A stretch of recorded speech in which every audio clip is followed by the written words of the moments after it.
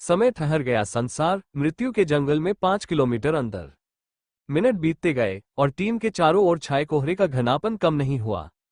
ये धुंध धीरे धीरे ऊपर चढ़ती जा रही थी, उनके सीने से लेकर गर्दन तक पहुंच रही थी, और पैट्रिशिया, जो समूह में सबसे छोटी थी, 5 फीट 10 इंचेस के नाइट विशन गॉगल्स अब धुंध की रेखा के नीचे डूब रहे थे, जिससे उसके लिए किसी भी दिशा में आधे मीटर से ज्यादा देखना असंभव हो गया था। जहां परछाइयां नहीं होनी चाहिए थीं, वहां परछाइयां झिलमिला रही थीं, पेड़ कोहरे की सफेदी में गायब हो रहे थे, और आगे का रास्ता संकरा होता हुआ प्रतीत हो रहा था, मानो किसी प्रेतवादित धुंध के गलियारे में समा रहा हो।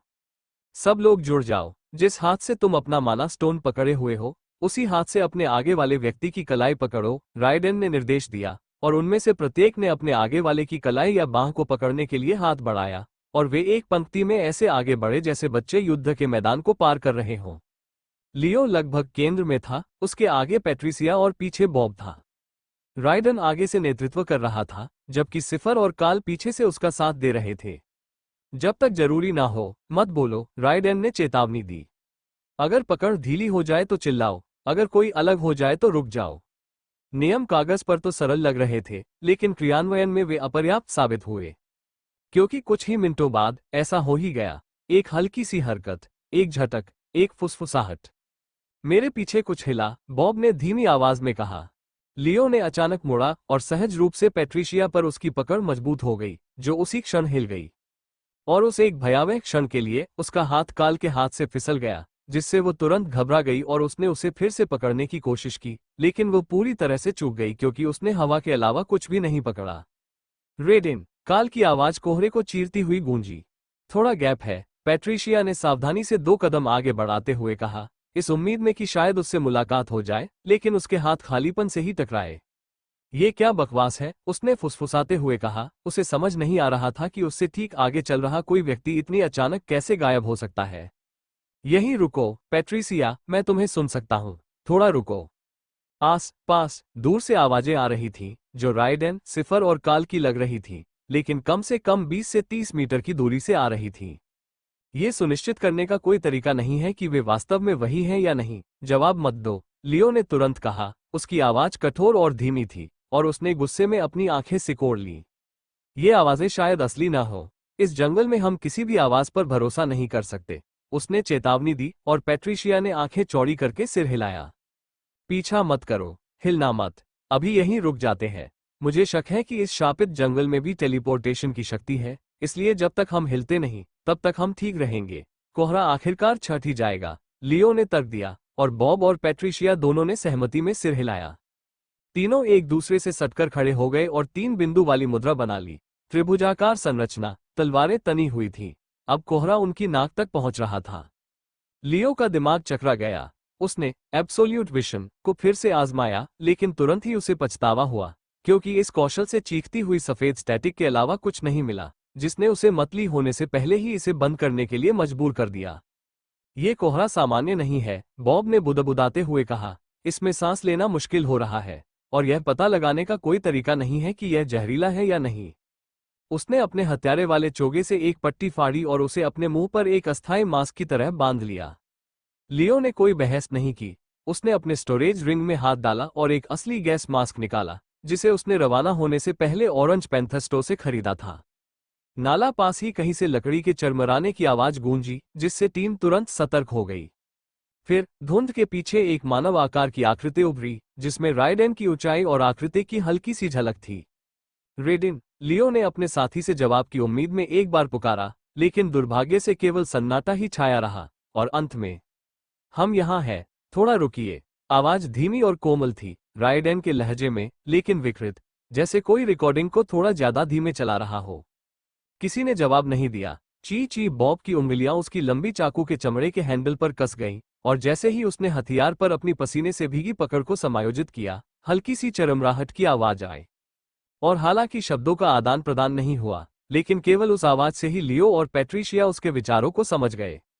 उन्हें भी यह महसूस हुआ, उनके अंतर्मन की गहराई में, वो आकृति राइडेन की नहीं थी, और जो भी उनकी ओर आ रहा था, वो निश्चित रूप से उनका साथी नहीं था। वो आकृति रुकी नहीं, दरअसल ये कई गुना बढ़ गया। पहले वाले के पीछे 2 और आकृतियां उभरी, जो धुंध में रहस्यमय ढंग से एक साथ आगे बढ़ती गईं, ठीक उसी तरह जैसे उनका निर्माण हुआ था। तीनों हाथ में हाथ डालकर चल रहे थे। सबसे आगे चल रहा व्यक्ति राइडेन का ढांचा लिए हुए था, उसके पीछे सिफर और काल थे। उनकी आकृतियां धुंधली थी लेकिन इतनी परिचित थी कि दिल में आशा की भावना जागृत हो जाती थी। वे आंशिक रूप से दिखाई देने लगे। उनके चेहरे शांत थे, बहुत शांत। उनकी हरकतें सटीक थीं, लगभग हद से ज्यादा सटीक। काल ने सबसे पहले बोलना शुरू किया। उसकी आवाज में एक हल्की सी खुशी झलक रही थी, मानो कुछ भी गलत नहीं हुआ हो। माफ कीजिए, उन्होंने धीरे से मुस्कुराते हुए कहा। मेरा हाथ फिसल गया होगा। उसने एक बार फिर पैट्रिशिया की ओर हाथ बढ़ाया। उसका हाथ पैट्रिशिया के हाथ की ओर बढ़ा हुआ था, लेकिन इससे पहले कि वो उसे छू पाता, पैट्रिशिया ने बिना किसी झिझक के उसे झटक कर दूर कर दिया। उसकी आंखों में अविश्वास साफ झलक रहा था। नहीं, उसने ठंडे स्वर में कहा और अपनी तलवार की मूठ पर अपनी उंगलियों को और कसकर जकड़ लिया। इसके बाद राइडेन की निगाह लियो पर टिक गई, मानो कोई चुंबक अपने आवेश को आकर्षित कर रहा हो। लियो जरा भी नहीं हिचका। उसने अपना सिर थोड़ा झुकाया। उसकी आवाज सहज थी, बोलते समय लगभग हंसी का भाव भी झलक रहा था। राइडेन, बताओ, हम पहली बार जिस रेस्टोरेंट में मिले थे उसका नाम क्या था? कुछ देर का विराम रहा। बहुत लंबा है। राइडेन की भौहें तन गईं और उसकी आवाज में तीखापन आ गया। इससे क्या फर्क पड़ता है? उसने झल्लाकर कहा। हमारे पास खेल कूद के लिए समय नहीं है, चलो आगे बढ़ते हैं। उसने आगे बढ़कर इस बार लियो की कलाई पकड़ी, जैसे कि स्लैश बॉब चला गया। एक ही झटके में उसकी तलवार कोहरे को चीरते हुए राइडेन की कोहनी पर उसकी बांह को काट गई। धड़ाम अंग एक धीमी सी आवाज के साथ नीचे गिर गया, लेकिन न तो खून निकला और न ही कोई हड्डी दिखाई दी। बस भौंको। जहां मांस होना चाहिए था वहां रेशेदार लता के घने जाल में लिपटी हुई टूटी हुई लकड़ी थी। बची हुई भुजा पर मकड़ी के जाले की तरह दरारें दौड़ती गईं, जो चीनी मिट्टी के खोल में दरारों की तरह आकृति के शरीर में फैलती गईं। और फिर सच्चाई सामने आ गई। तीनों आकृतियां विकृत हो गईं, पहले फड़फड़ाने लगी, फिर भ्रम के पर्दे के हटने के साथ ही खुलती चली गईं और सड़े हुए पत्तों और छाल से तराशी गई आकृतियां सामने आ गईं। उनके चेहरे इंसानों जैसे ही बने रहे, मानो उन लोगों की यादों से गढ़े गए अविश्वसनीय रूप से सटीक मुखौटे हों जिनकी वे नकल करते थे। वृक्ष अप्सराएं, शापित वृक्षों से जन्मा, भय से पोषित, स्मृतियों द्वारा गढ़ा गया। पिछले कुछ घंटों में इन दुष्ट प्राणियों ने अपनी संरचना, अपनी आवाज, अपनी लय सीख ली थी। और अब यह इस बात की परीक्षा ले रहा था कि वे एक दूसरे के बारे में कितना याद रखते हैं। मानो अगर लियो को किसी तरह उनके धोखे का पता नहीं चलता, तो शायद यह उन्हें उनके मूल वृक्ष तक ले जाता, जहां उन्हें बांधकर पोषक तत्वों के लिए अवशोषित कर लिया जाता। सांस लियो ने एक कदम पीछे हटते हुए, धीरे से सांस छोड़ते हुए अपनी तलवार ऊपर उठाए। खैर, उसने ठंडे और स्थिर स्वर में बुदबुदाया, कोहरे के छटने का इंतजार करने का कोई फायदा नहीं हुआ। बॉब और पैट्रिशिया के समर्थन से वो अपने सामने मौजूद तीनों लक्ष्यों पर झपटा। उन तीनों ने मिलकर आसानी से वृक्ष अप्सराओं को पराजित कर दिया, जो अपनी छलकारी क्षमताओं के अलावा लगभग कोई लड़ाकू नहीं थी, क्योंकि अप्सराओं का सफाया होते ही कोहरा काफी हद तक छटने लगा। समय स्थिर दुनिया, मृत्यु के जंगल में 5 किलोमीटर अंदर, टीम बी। मैंने उसे खो दिया। मैंने पैट्रिसिया को खो दिया। काल की आवाज टूटी हुई और घबराहट भरी निकली, क्योंकि वो एक थके हुए कुत्ते की तरह तेजी से सांस लेने लगा था। अपनी आवाज धीमी रखो, राइडेन ने तुरंत जवाब दिया, एक हाथ आगे बढ़ाते हुए, हथेली सावधानी से ऊपर उठाते हुए, क्योंकि वह लगातार घने होते कोहरे में से देखने की कोशिश कर रहा था। मैंने उसकी कलाई पकड़ रखी थी, सच में, लेकिन उसने कलाई छोड़ दी या मेरा हाथ फिसल गया, मुझे नहीं पता। सांस लो, राइडेन ने शांत लेकिन सख्त स्वर में कहा। कोई हिलेगा नहीं, हम यहीं रहेंगे। अगर वे आसपास भी होंगे तो हमें ढूंढ लेंगे। साइफर ने पहले तो कुछ नहीं कहा, लेकिन उसकी आंखें अगल बगल घूमी। उसने अपने नाइट विजन गॉगल्स से कुछ सेंटीमीटर की दूरी पर घूम रहे घने कोहरे को स्कैन किया। उसके चेहरे के भाव समझ से परे थे। कुछ सेकंड बीत गए, फिर मिनट, फिर भी कुछ खास नहीं हुआ। उनके आसपास कोई हलचल नहीं थी, और लियो, पैट्रिसिया या बॉब का कोई निशान नहीं मिला। हवा में छाए खामोशी उन सभी की पसंद से कहीं अधिक देर तक बनी रही, क्योंकि अंततः सिफर ने ही अपना रुख बदला। मुझे एक जगह स्थिर रहना पसंद नहीं है, उसने बुदबुदाते हुए कहा। इस जगह पर तो बिल्कुल नहीं। ऐसा लगता है जैसे हम किसी के भी आने और हमें मार डालने के लिए आसान शिकार है। राइडन ने नाक से सांस छोड़ी, फिर हल्के से सिर हिलाया। ठीक है, लेकिन हम धीरे धीरे आगे बढ़ेंगे, एक बार में सिर्फ एक कदम, और वह भी बेहद सावधानी के साथ। साइफर उसके बगल में था और काल उसके पीछे पीछे चल रहा था। तीनों कछुए की चाल से आगे बढ़ने लगे, हर कदम सोच समझकर और हर सांस उथली। कोहरा लगातार घना होता जा रहा था। यह उनके शरीर से जाले की तरह चिपक गया और उनके कवच के नीचे कीड़ों की तरह घूमने लगा। उनकी दृश्यता लगभग शून्य थी और कोहरे का घनत्व अजीब सा लग रहा था, मानो वे धुंध के बजाय दलदली पानी में चल रहे हों। दोस्तों, काल की आवाज फिर से आई, अब धीमी, लगभग फुसफुसाहट जैसी। मुझे लगता है कि हमारे पीछे कुछ आवाज आ रही है। लगता है लड़ाई हो रही है। रायडैन रुक गया, लेकिन उसने पीछे मुड़कर नहीं देखा। साइफर ने अपना सिर हिलाया। मुड़ो मत, सुनो मत, ये सब बस भ्रम है, उसने सपाट स्वर में कहा। मौत का जंगल ठीक इसी तरह तुम्हें अपने जाल में फंसाता है। ये तुम्हें अपनी इंद्रियों पर संदेह करने पर मजबूर करता है, तुम्हें भूतों के पीछे भागने पर विवश करता है। रायडन ने कुछ नहीं कहा, बस आगे बढ़ता रहा। काल उसके पीछे पीछे चला, हालांकि धुंध के उस पार से आती धातु पर धातु की हर गूंज के साथ उसका चेहरा झिझक से भरा हुआ था। तब तारांकन स्नैप उनके बगल से टहनियों के टूटने की स्पष्ट आवाज सुनाई दी, जिसके बाद हलचल हुई। 3 रूप सामने आए, पहले अस्पष्ट, फिर स्पष्ट, हालांकि अभी भी धुंध में लिपटा हुआ। जब रायडन ने उन आकृतियों को पहचाना, लियो का सुगठित शरीर, पैट्रिसिया की पतली चाल और बॉब का विशालकाय शरीर, तो उसकी छाती थोड़ी सी ढीली पड़ गई।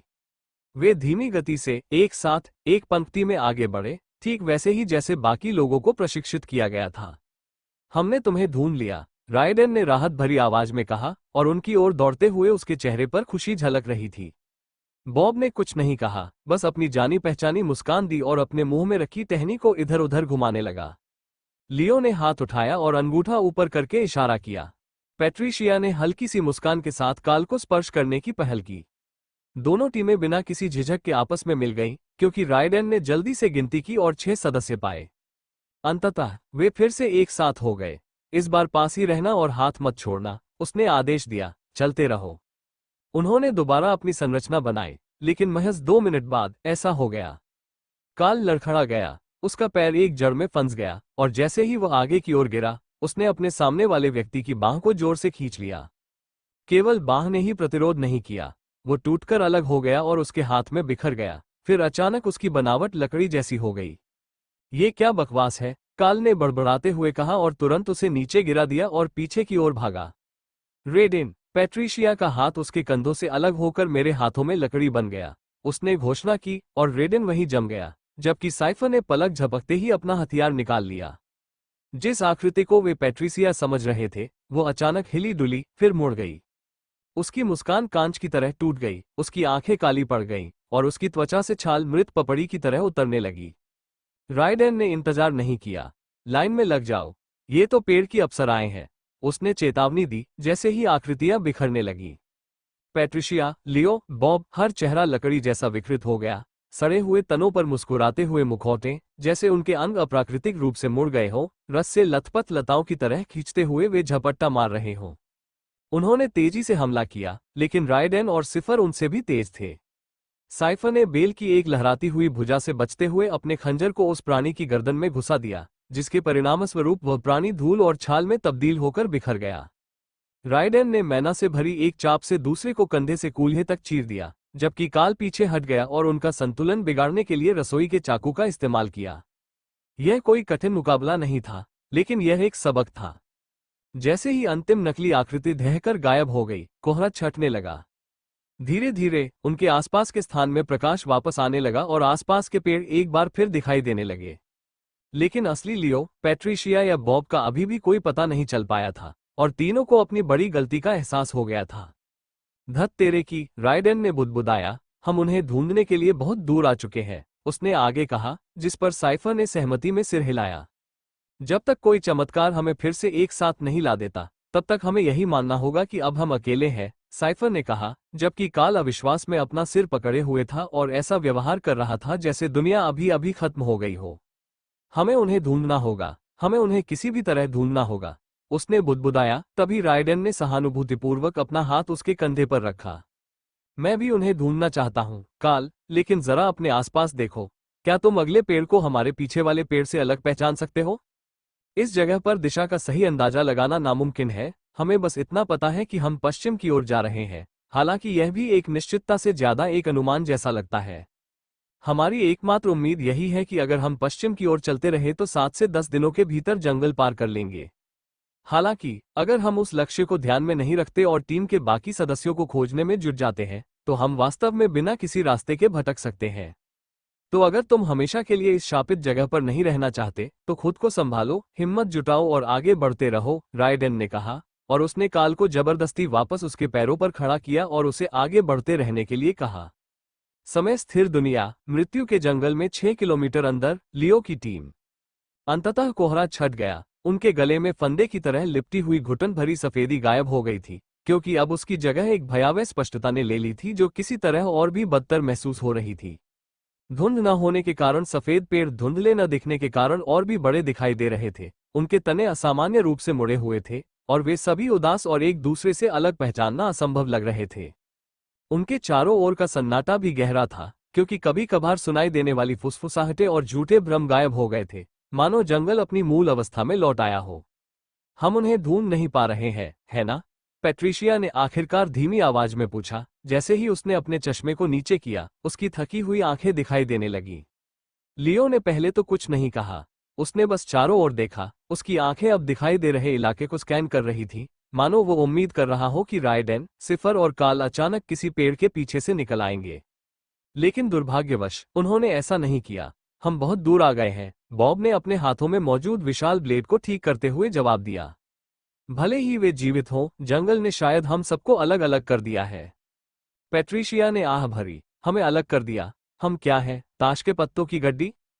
उसने एक पत्थर को ठोकर मारी और उसे ढलान पर लुढ़कते हुए देखा, फिर बुदबुदाते हुए कहा, तो अब क्या? क्या हम वापस बेस पर चलें, या अपने कदमों के निशान ढूंढने की कोशिश करें और प्रार्थना करें कि वे भी ऐसा ही करें? अंततः लियो ने दृढ़ता से कहा, नहीं, हम आगे बढ़ते रहेंगे। पैट्रिशिया का सिर उसकी ओर घूम गया। आगे?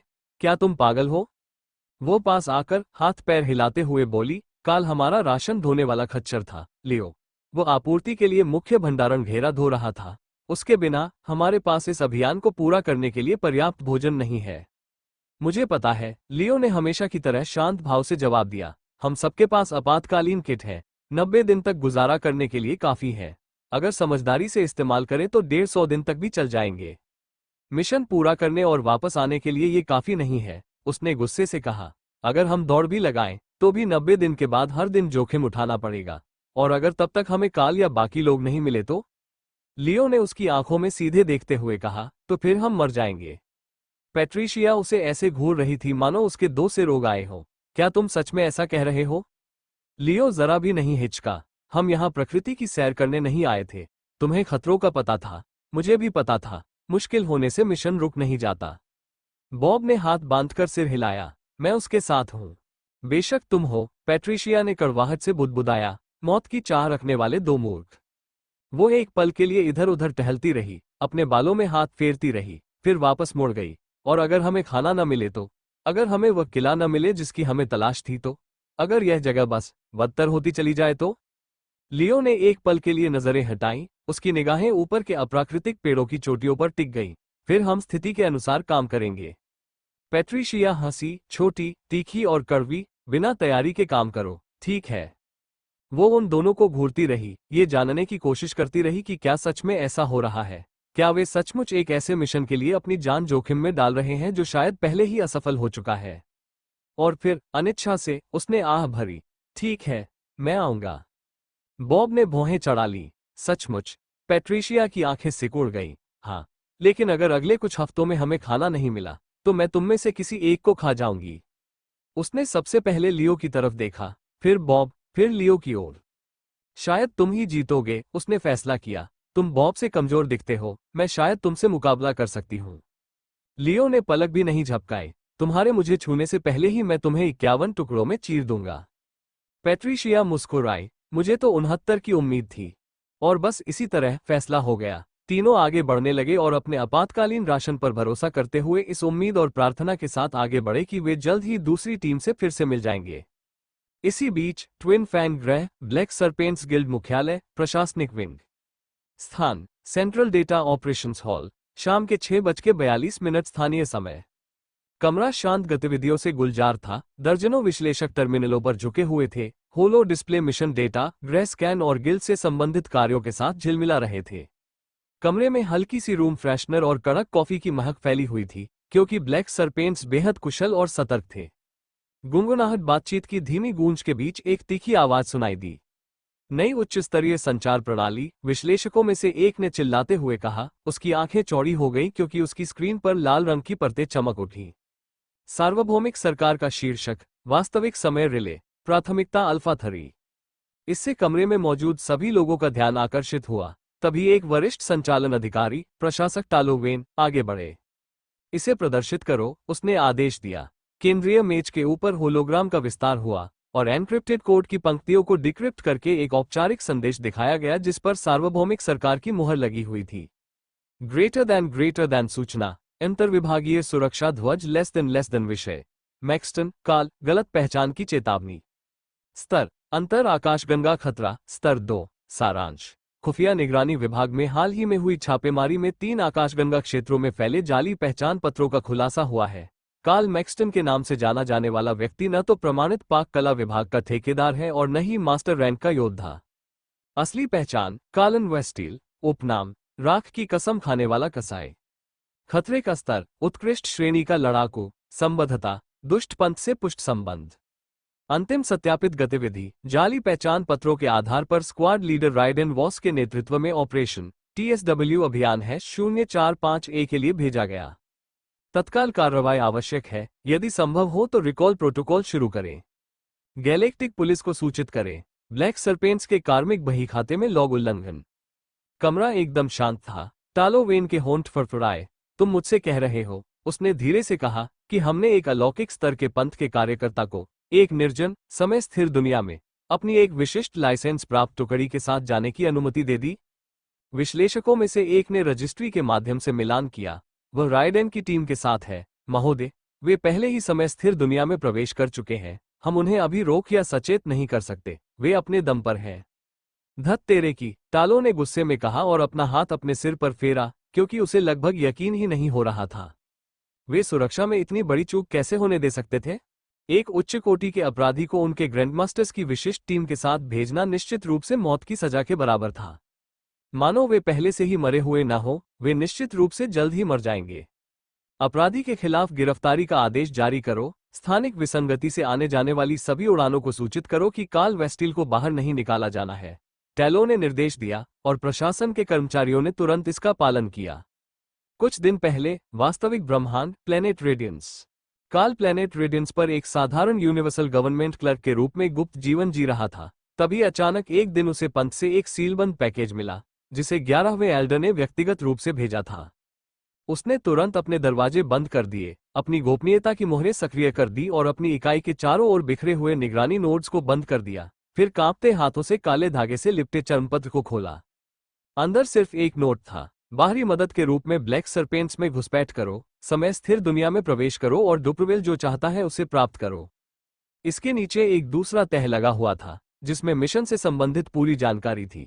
जाली पहचान पत्र, आभा को दबाने वाले उपकरण का खरीद बिल और एक मनगढ़ंत युद्ध रिकॉर्ड जिसमें उसे मामूली उपचार क्षमताओं वाले मास्टर स्तरीय पाक सहायक विशेषज्ञ के रूप में दर्शाया गया था। उनका नया नाम क्या है? कार्ल मैक्सटन, उम्र 31 वर्ष, मास्टर स्तरीय फील्ड शेफ। एक पल के लिए कार्ल अविश्वास से आंखें सिकोड़ते हुए कागजों को देखता रहा। समय ठहर गया संसार, उसने बुदबुदाया। ये शब्द उसकी जीभ पर राख जैसे लग रहे थे। हर कोई जानता था कि ऐसी जगह में प्रवेश करने का क्या मतलब होता है। एक धीमी मौत, समय का विकृति, मन की एक परीक्षा।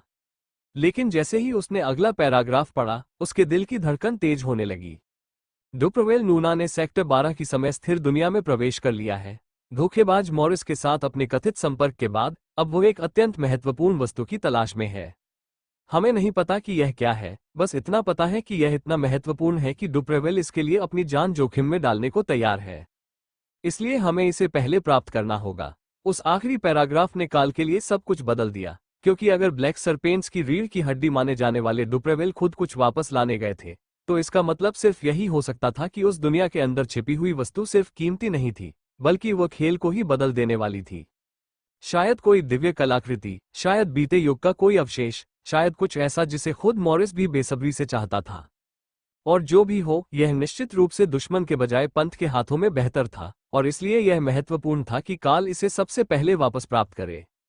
घटक उसने बड़ी मुश्किल से अपनी घबराहट को काबू में रखते हुए सबसे पहले स्थानीय लोहार की दुकान की भुगतान पर्चियां निकाली, जो गिल्ड द्वारा उपलब्ध कराए गए दस्तावेज थे। जिनसे पता चलता था कि उसने पहले ही आभा को दबाने वाली कलाकृतियों का एक पूरा सेट खरीद लिया था। इसके बाद बिना देरी किए वो उन्हें लेने के लिए निर्धारित दुकान की ओर चल पड़ा। वहां पहुंचने पर दुकानदार, जो स्वयं एक पंथ समर्थक था, ने लिफाफे पर लिखे कोड को पहचान लिया और तुरंत उसकी सहायता की और अभ्यासपूर्ण दक्षता के साथ अवशेष के प्रत्येक टुकड़े को उसके शरीर पर सुरक्षित करने में मदद की, क्योंकि अंतिम कुंडी के अपनी जगह पर लगने के क्षण से ही परिवर्तन शुरू हो गया था।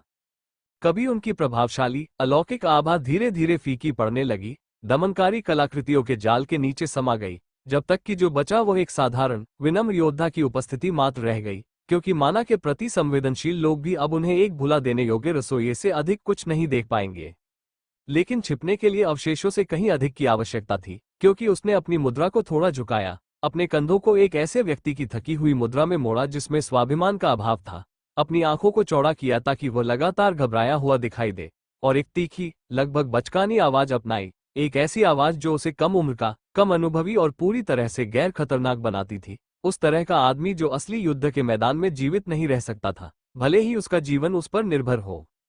उसके कुछ दिनों बाद काल की मुलाकात टीम से पहली बार प्लेनेट ट्विन फैंग पर हुई, और उसके बाद से उसने अपनी भूमिका त्रुटिहीन रूप से निभाई।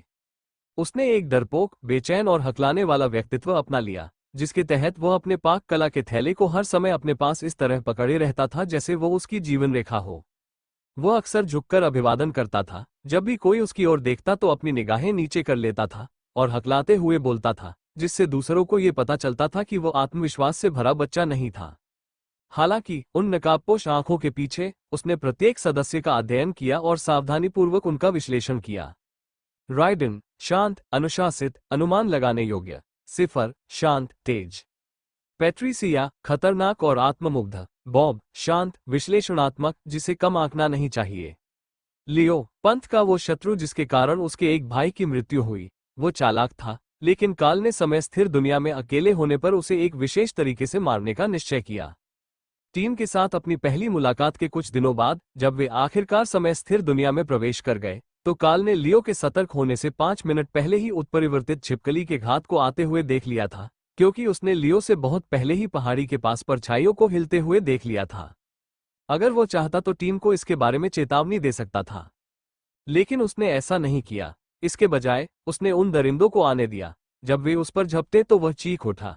उसने प्रामाणिकता लाने के लिए एक साधारण जल मंत्र से खुद को गंदा कर लिया, और अंत तक उसने एक डरपोक और भयभीत उच्च कोटि के योद्धा की भूमिका बखूबी निभाई, जिससे सभी को उसकी कमजोरी का और भी अधिक यकीन हो गया।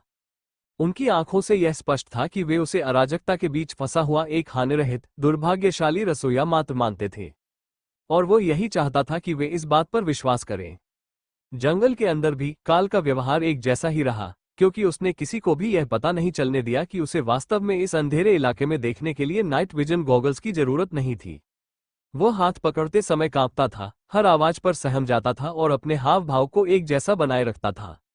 लेकिन जब वृक्ष अप्सरा अंततः उससे जुड़ गई और राइडेन और सिफर धोखे को पकड़ने में विफल रहे, तो उसे अंततः पता चल गया कि उसे कार्रवाई करनी होगी। उसके हाथ की बनावट असामान्य थी और इतनी सूखी लग रही थी कि वो किसी इंसान का हाथ नहीं हो सकता था, और उसके शरीर में मौजूद ऊर्जा भी इतनी स्थिर थी कि वो किसी जीवित व्यक्ति की नहीं हो सकती थी। इसलिए वो जानता था कि यह एक राक्षस है और सहज प्रवृत्ति से उसकी बाँह काट सकता था, लेकिन उसने इंतजार किया। कुछ मिनट बीतने तक इंतजार किया गया, और राइडेन और सिफर ने भी अपनी सतर्कता कम कर दी, इससे पहले कि वे ठोकर खाकर उसकी बाँह तोड़ दें, जिससे उनके सामने धोखाधड़ी का पर्दाफाश हो गया। उसने ऐसा इसलिए किया क्योंकि वो इस खुलासे को एक दुर्घटना की तरह दिखाना चाहता था, न कि इस तरह की उसने दूसरों से छूटी हुई जानकारी को जानबूझकर हासिल किया हो, और इसीलिए उसने दुर्घटना होने के लिए इतना लंबा इंतजार किया।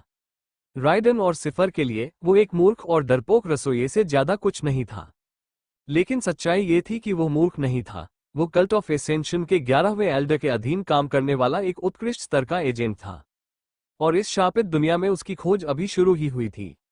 समय ठहरी हुई दुनिया, वन प्रवेश द्वार से 21 किलोमीटर दूर। लियो की टीम, दूसरा दिन। लियो और बाकी लोग राइडेन के समूह से अलग हुए लगभग पूरा एक दिन बीत चुका था, और शुक्र है कि उस दौरान कुछ भी महत्वपूर्ण नहीं हुआ था, क्योंकि पिछले 24 घंटे खामोश चलने, सतर्क निगाहों और चारों ओर से उन पर दबाव डालते जंगल के निरंतर भार के धुंधलेपन में बीत गए थे। पैट्रिशिया ने झुंझलाहट भरी आवाज के साथ अपने थैले की पट्टी को ठीक किया और हर कदम के साथ उसके जूते गीली घास में और गहरे धंसते जा रहे थे। क्या हम सही रास्ते पर जा रहे हैं या हम बस गोल गोल घूम रहे हैं? उसने चारों ओर अंतहीन रूप से फैले एक जैसे दिखने वाले पेड़ों पर नजर डालते हुए झल्लाकर कहा, क्योंकि इनमें से कुछ भी अलग नहीं दिखता। लियो ने तुरंत जवाब नहीं दिया। वो एक ऐसे व्यक्ति के आत्मविश्वास के साथ चलता रहा जिसे पता था कि वह क्या कर रहा है, और उसने कहा, हम सही दिशा में आगे बढ़ रहे हैं, चिंता मत करो, बस मेरे पीछे आओ। हालांकि बॉब को अपनी दिशा संबंधी क्षमताओं पर पूरा भरोसा था, लेकिन बॉब और पैट्रिशिया दोनों को ही अंधे होकर चलना जारी रखने में असहजता महसूस हो रही थी।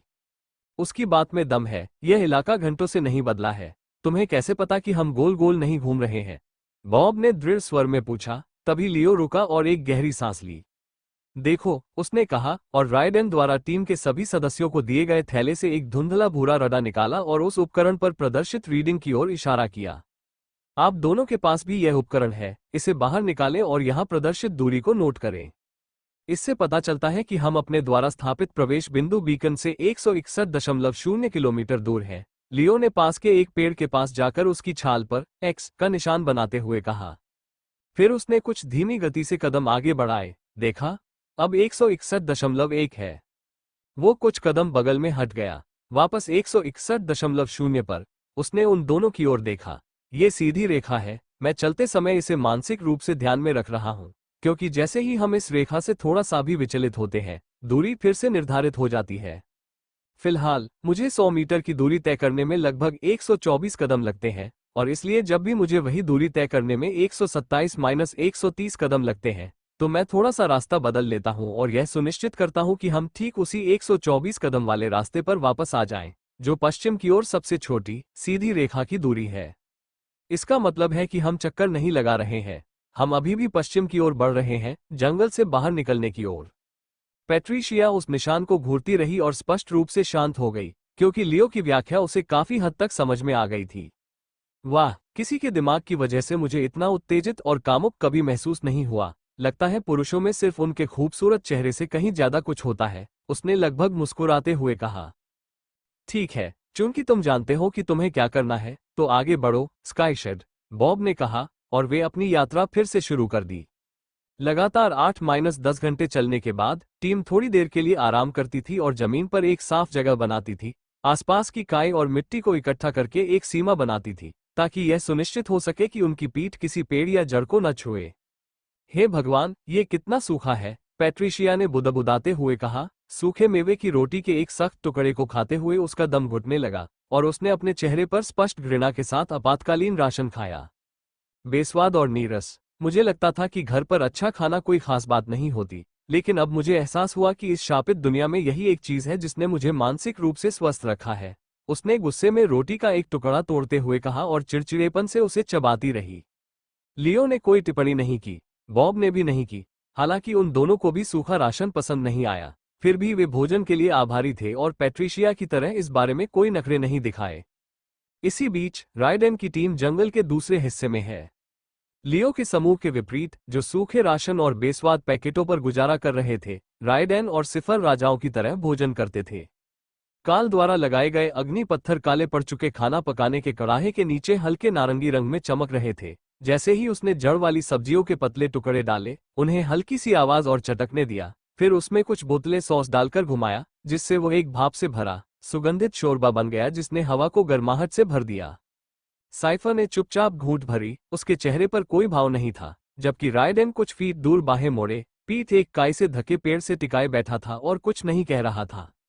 उनके अलग होने के बाद से पिछले 2 दिन बेहद थकाऊ रहे थे, क्योंकि लियो की टीम के विपरीत, जो किसी तरह और अधिक अराजकता से बच गई थी, उन पर लगभग हर 2 से 4 घंटे में हमला किया जा रहा था, और उन्हें जंगल में छिपे विकृत जीवों की लहरों से लगातार मुकाबला करने के लिए मजबूर होना पड़ा था। दुर्भाग्य से राइडेन के लिए सिफर वास्तविक लड़ाई में ज्यादा मददगार साबित नहीं हुई, और काल किसी गीली टहनी की तरह बेकार था, जिसके कारण उसे अकेले ही लड़ाई का बोझ उठाना पड़ा, और उसे अपनी इच्छा से कहीं अधिक मेहनत करनी पड़ी और जोखिम उठाने पड़े। सौभाग्य से उसे अभी तक कोई गंभीर चोट नहीं लगी थी, लेकिन अगर ऐसा होता तो वह पहले से ही जानता था कि उसे क्या करना होगा, जो कि एक अस्थायी आश्रय बनाना, उसमें दुबक जाना और दर्द कम होने तक इंतजार करना था जब तक कि उसका शरीर फिर से सामान्य न हो जाए। चूंकि सुरक्षा के लिए भरोसा करने के लिए कोई और नहीं था, इसलिए वो घायल अवस्था में आगे बढ़ना नहीं चाहता था। इस बीच कार्ल सूप को घूरता रहा। उसके विचार उस क्षण से बिल्कुल अलग थे। रेडेन और सिफर, वे स्थिर है, मैं ये बात मानती हूँ, लेकिन वे धीमे, नीरस, अनुमान लगाने योग्य और आसानी से बदले जा सकने वाले भी हैं। चम्मच पर उसका हाथ थोड़ा सा कांप गया। वो ये काम कल रात ही कर सकता था। सूप में थोड़ा सा पिसा हुआ जड़ का अर्क मिला देता तो वह बिना किसी परेशानी के उन दोनों को निकाल सकता था। लेकिन उसने ऐसा नहीं किया, अभी नहीं, यहां नहीं। क्योंकि सच्चाई ये थी कि वो अकेला नहीं रहना चाहता था। इस टूटी फूटी दुनिया में भी एकांत के बाद आने वाली खामोशी ऐसी चीज नहीं थी जिसे उसके जैसा एक असाधारण हत्यारा भी बर्दाश्त कर सके। राइडन और सिफर उसके लिए उपकरण थे, अपूर्ण उपकरण, लेकिन फिर भी वे उसे जमीन से जुड़ा हुआ महसूस कराने में मदद करते थे, उसे मानसिक रूप से स्वस्थ रखते थे। तो फिलहाल वे जीवित रहे और वो आग में घी डालता रहा। समय ठहर गया। संसार वन प्रवेश द्वार से 46 किलोमीटर दूर, लियो की टीम, चौथा दिन। समय ठहर जाने की इस दुनिया में दिन और रात एक दूसरे में विलीन हो जाते थे। न तो सूर्य दिखाई दे रहा था, न ही चंद्रमा, और दिन और रात के बीच चमक या लय में कोई वास्तविक परिवर्तन नहीं था। ऊपर का आकाश स्थायी रूप से धुंधलेपन में डूबा रहता था, न कभी पूरी तरह से अंधेरा होता था, न कभी पूरी तरह से उजाला होता था। बस एक स्थिर मंद नारंगी धूसर रंग रहता था, जो दिन भर में अधिकतम कुछ ही रंगों में बदलता रहता था। हालांकि दुनिया का क्षितिज अपने आप में ही निराशाजनक था, लेकिन जंगल के अंदर हालात और भी बदतर थे। जंगल का घना आवरण इतना सघन था कि वो थोड़ी बहुत आने वाली रोशनी को भी रोक देता था, क्योंकि समय चाहे जो भी हो, ऐसा लगता था मानो दुनिया अंधेरे में डूब गई हो, और उसे आकार देने वाली एकमात्र चीजें पेड़ों की भूतिया सफेद छाल और उनके रात्रि दृष्टि चश्मों की हल्की हरी आभा थी। सब कुछ एक जैसा दिख रहा था, सब कुछ एक जैसा महसूस हो रहा था, और धीरे धीरे इससे लियो और उसके साथी पागल हो रहे थे, क्योंकि पैट्रिशिया सबसे पहले टूट गई। उफ, उसने अपना माथा पकड़ लिया, उसके कदम लड़खड़ा गए और वो लड़खड़ाते हुए रुक गई और एक पेड़ से टिक गई। अब और बर्दाश्त नहीं कर सकती, उसने कांपती हुई आवाज में कहा, मानो चीख को दबा रही हो। मैं आग जलाना चाहती हूँ। मैं रंग देखना चाहती हूँ। कोई भी रंग, लाल, नारंगी, अपनी त्वचा का रंग, भले ही एक पल के लिए ही सही, क्योंकि इस रात में देखने की क्षमता और इस लगातार अंधेरे से मुझे भयानक सिरदर्द हो रहा है। लियो चलना नहीं रुका, लेकिन उसने अपने कंधे के ऊपर से एक नजर डाली। उसके चेहरे के भाव चश्मे के धुंधले लेंस के पीछे स्पष्ट नहीं थे। हम ऐसा नहीं कर सकते, उसने स्पष्ट स्वर में कहा। तुम्हें जंगल के नियम तो पता ही है, खुली आग जलाना मना है, इससे लोगों का ध्यान आकर्षित होता है। एक पल के लिए भी नहीं, पैट्रिशिया ने गुस्से से पैर पटकते हुए कहा। मैं पागल हो रही हूँ लियो, क्या तुम्हें समझ आ रहा है? कम से कम तुम्हारे पास वो अजीबोगरीब दिमाग को खाली कर देने वाली हत्यारे वाली कला तो है। मेरे पास नहीं है। मुझे किसी इंसान का सहारा चाहिए, यहां तक कि एक माचिस की तीली भी। किसने सोचा था कि कुछ दिनों तक रंग न देखने से मैं पागल हो जाऊंगी? बॉब कुछ नहीं बोला, वो बस चलता रहा, लेकिन वह भी सामान्य से अधिक थका हुआ लग रहा था, मानो अंधेरा उसके धैर्य की सीमाओं को भी जकड़ रहा हो। ऐसा नहीं था कि वो और लियो यह नहीं समझते थे कि पैट्रिशिया किस दौर से गुजर रही थी। उन्होंने किया। दरअसल उन दोनों की भी यही राय थी, हालांकि वे ये भी समझते थे कि ऐसा जोखिम उठाना उचित नहीं था। और इसलिए पैट्रिशिया की मांगों के बावजूद वे अपने इनकार पर अडिग रहे और उसे आग जलाने से रोक दिया। उसके बाद कोई बातचीत नहीं हुई, कुछ घंटों के लिए नहीं। लेकिन तनाव बना रहा। जब वे अगली बार आराम करने के लिए रुके, तो लियो एक चट्टान से पीठ टिकाकर सीधा लेटकर सो गया, जबकि बॉब छोटे, सोच समझकर किए गए स्ट्रोक से अपनी तलवार को तेज कर रहा था। इस समय ये देखकर कि वे दोनों उसकी ओर ध्यान नहीं दे रहे थे, पैट्रिशिया कुछ कदम दूर चली गई। अकेले रहने के लिए बस इतना ही काफी है, सोचने के लिए बस इतना ही काफी है। तब वह नीचे झुकी और कुछ नम पत्तियों को एक तरफ हटाया, फिर एक जड़ के नीचे से सूखी काई का एक छोटा सा टुकड़ा उठाया। उसके हाथ बिना ज्यादा सोचे समझे चलने लगे, मानो आग जलाना उसके लिए स्वाभाविक हो। जैसे ही उसने अपनी तलवार को एक पत्थर पर रगड़ा और चिंगारी पैदा करने की कोशिश की। फशिश फशिश फशिश स्पार्क, एक छोटी सी लौ उछल पड़ी, मानो कोई अग्नि आत्मा बहुत लंबे समय से फंसी हुई हो और काय पर नाच रही हो। पहले वो सुनहरी रोशनी की तरह चमकी, फिर नारंगी रंग की, फिर लाल रंग की, और पैट्रिशिया की आंखें चौड़ी हो गईं, उसका चेहरा खिल उठा। हे भगवान, वो दांत भींचते हुए हंसते हुए फुसफुसाई, मैंने देखा, मैंने सचमुच देखा। लाल, नारंगी, पीला, और मेरी त्वचा, मैंने अपनी त्वचा देखी। उसने एक बार ताली बजाई और उसके मुंह से एक तेज, मदहोश कर देने वाली आवाज निकली। हालांकि जैसे ही आग अपनी चरम चमक पर पहुंची, जमीन से एक गहरी आदिम गर्जना सुनाई दी और एक कंपन ने लियो को जगा दिया। उफ, एक तेज कराहने की आवाज सुनाई दी और जैसे ही लियो ने चारों ओर देखा, उसने तुरंत देखा कि रोशनी पैट्रिशिया के चेहरे पर पड़ रही थी। नहीं, उसने ऐसा नहीं किया, लियो ने सोचा, जब उसने देखा कि उसने जो छोटी सी आग जलाई थी, वो लगभग उतनी ही तेजी से बुझने लगी थी जितनी तेजी से वो भड़की थी। शुरू से अंत तक ये कुल मिलाकर मुश्किल से 15 सेकंड तक ही चला। हालांकि वे 15 सेकंड समूह को कमरे में पहुंचाने के लिए काफी थे। पैट्रिशिया, लियो ने लगभग घबराहट भरी आवाज में फुफकारा, तुम ये सब क्या कर रही हो? बस एक हल्की सी लौ थी, मैंने कोई मशाल नहीं जलाए, मैंने कोई अलाव नहीं जलाया, उसने पलटकर जवाब दिया, और अभी भी उस बच्चे की तरह मुस्कुरा रही थी जिसे लगा हो कि वो चुपके से केक चुराकर बच गई है। इसके अलावा कुछ भी नहीं आ रहा है। हम ठीक है। हमने जो आवाज सुनी, उसका इस छोटी सी आग से कोई संबंध नहीं हो सकता, उसने तर्क दिया, क्योंकि बॉब कुछ नहीं बोला। लेकिन उसकी आंखें सिकुड़ी हुई थीं, और अगले 1 घंटे तक आश्चर्यजनक रूप से समूह को कोई नुकसान नहीं हुआ। पेड़ टस से मज नहीं हुए। हवा ने गरजना बंद कर दिया। जड़ों के नीचे से कुछ भी नहीं निकला और न ही पेड़ों के तनों के बीच से कुछ दिखाई दिया। लेकिन उन्हें इस बात का एहसास नहीं था कि जंगल ने पहले ही इस बात पर ध्यान दे दिया था। उस तरह से नहीं जिस तरह एक शिकारी अपने शिकार को पहचानता है, लेकिन ठीक वैसे ही जैसे कोई सिस्टम किसी वायरस को टैग करता है। इसने पैट्रिसिया को चिन्हित किया था, वो जैसी थी उसके लिए नहीं, लेकिन उसने जो किया था उसके कारण, और उस बिंदु से आगे जंगल हिलने लगा, चुपचाप, धैर्यपूर्वक। स्वाभाविक रूप से उसे शरीर से बाहर निकालने के लिए श्वेत रक्त कोशिकाओं को जुटाया गया, क्योंकि अब तक उनमें से किसी को भी यह बात पूरी तरह समझ में नहीं आई थी कि मृत्यु का जंगल सिर्फ एक भूदृश्य नहीं था। यह एक जीवित प्राणी था, एक विलक्षण इकाई। हर पेड़, हर लता, हर धड़कती हुई जड़ जो उनके जूतों के नीचे मुड़ी हुई थी, एक ही शरीर, एक ही मन का हिस्सा थी। मृत्यु के जंगल में कोई भी पेड़ अलग क्यों नहीं दिखता था, या कोई भी दिशा स्पष्ट क्यों नहीं लगती थी? इसका कारण ये था कि वहां शुरू से ही कोई विविधता नहीं थी। इस जंगल में हजारों पेड़ नहीं थे, लेकिन सिर्फ एक विशाल, प्राचीन चेतना अनगिनत तनों में फैली हुई थी, जो सभी सतह के नीचे गहराई में दबी जड़ों के एक विस्तृत, घने नेटवर्क के माध्यम से जुड़े हुए थे, जो लगातार सांस ले रहे थे, सुन रहे थे और देख रहे थे। और पैट्रिशिया ने उस सन्नाटे में एक चिंगारी जगाकर अपनी उपस्थिति दर्ज करा दी थी। वो अब महज एक यात्री नहीं रह गई थी, वो एक ऐसा खतरा थी जो जंगल में आग लगा देने पर पूरी व्यवस्था को ध्वस्त कर सकती थी, और इसीलिए उसे सतर्क कर दिया गया था। समय ठहरी हुई दुनिया, वन प्रवेश द्वार से 49 किलोमीटर दूर, लियो की टीम, चौथा दिन। ये घटना पैट्रिशिया द्वारा आग जलाने के कुछ घंटों बाद शुरू हुई। कुछ देर के लिए, ठीक 2 घंटे के लिए, ऐसा लगा जैसे उसकी छोटी सी हरकत पर किसी का ध्यान ही नहीं गया हो।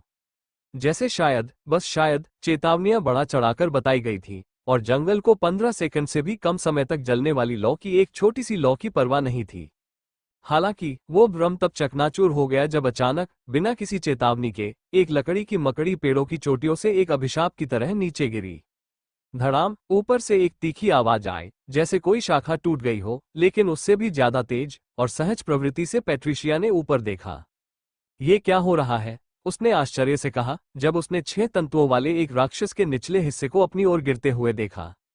वो इससे बचना चाहती थी, लेकिन तब तक बहुत देर हो चुकी थी, क्योंकि जब तक उसने इसे नीचे आते देखा, तब तक यह उसके सामने जमीन पर आ चुका था।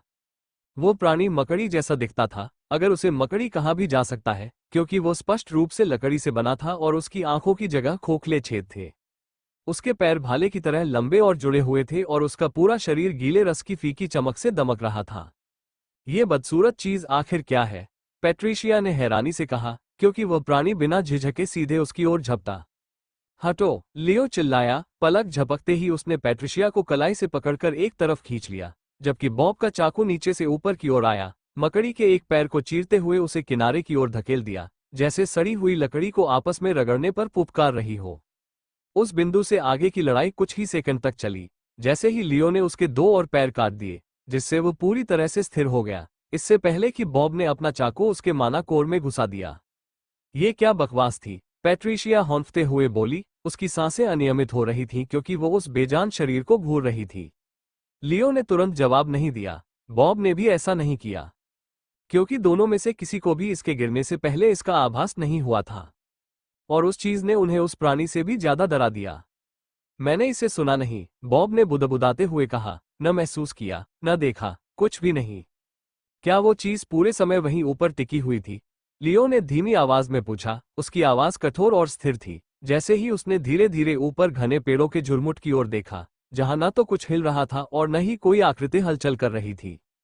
हम इस पूरे समय जमीन की जांच करते रहे हैं, पैट्रिशिया ने फुसफुसाते हुए कहा। अगर खतरा ऊपर से आए तो क्या होगा? उसने पूछा, और अगले कुछ मिनटों तक तीनों बारी बारी से पेड़ों की चोटियों से आने वाले खतरों पर नजर रखते रहे, लेकिन कुछ भी दिखाई नहीं दिया।